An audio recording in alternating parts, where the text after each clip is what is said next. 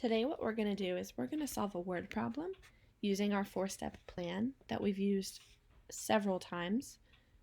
So the problem says Mia has 18 items that need to be split evenly among 3 welcome baskets. How many items will Mia put in each basket? So our 4-part plan is understand, plan, solve, check. Understand, plan, solve, check. The very first step is to understand what we're being asked. The second step is to plan how we're going to solve the problem, which operation we're going to use, etc.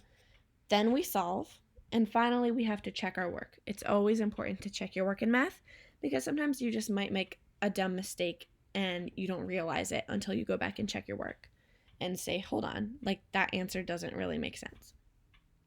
So first, let's understand the problem. Mia has 18 items that need to be split evenly among 3 welcome baskets.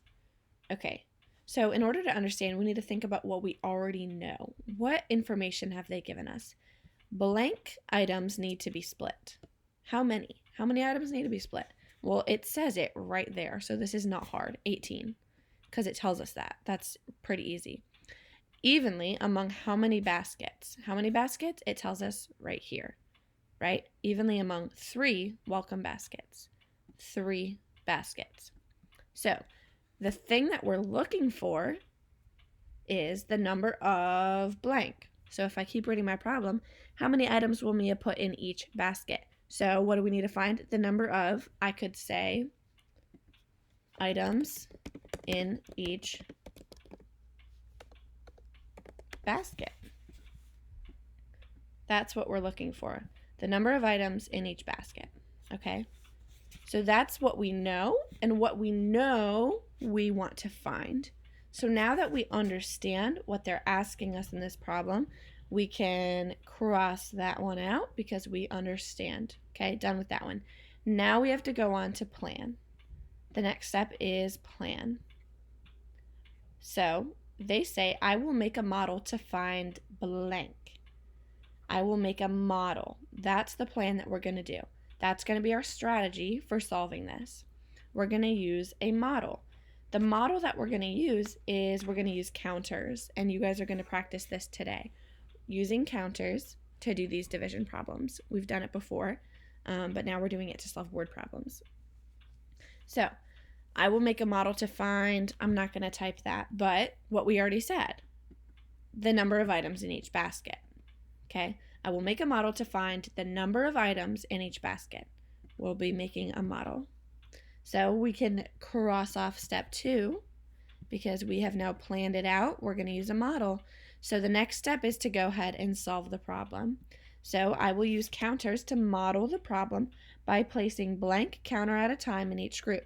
We know if we want to make sure that it's even, that we put 1 counter here, 1 counter here, 1 counter here. So it's 1 counter at a time in each group. So then we'll be able to solve the problem. So let's go ahead and just do that over here. I'm going to make 3 groups to represent each basket. What just happened? That was funky.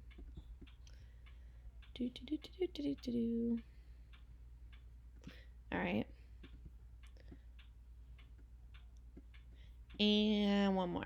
Doesn't matter. Ugly. Doesn't matter. Okay? Because we're going to use counters. So I go to my tools, pull out my counters.